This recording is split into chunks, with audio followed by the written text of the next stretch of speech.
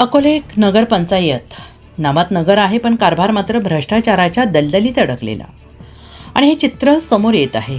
अवैध बांधकाम परवाने देण्यासाठी लाखोंचा मलिदा, टेबला घालून चिरीमिरी आणि नियमांना थेट हरताळ असे गंभीर आरोप पुढे येत आहेत.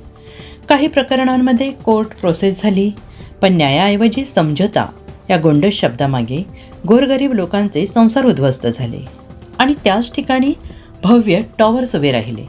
हा योगायोग आहे का की नियोजित लूट?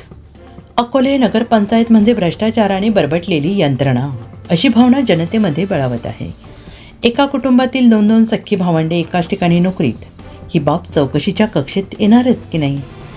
पहाटे कचरा वेचण्याच्या टेंडरपासून बाजारतळावरील शेतकरी व्यापाऱ्यांपर्यंत, कोल्हारगोटी रस्त्यावरील ठेलावाल्यांपासून अव्वाच्या सव्वा कर आकारणे, इथूनच भ्रष्टाचाराची पहाट होते.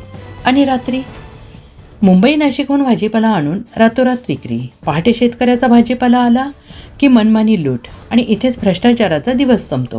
प्रश्न साधा आहे आणि या अधिकारी कर्मचाऱ्यांच्या संपत्तीची चौकशी कधी होणार?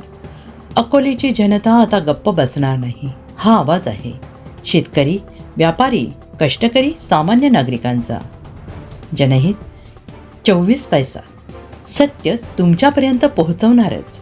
कारण जनतेचा सवाल आहे आणि सवाल विचारणं हा आमचा हक्क आहे. सबस्क्राईब करा जनहित 24x7, आपल्या हक्काचे व्यासपीठ.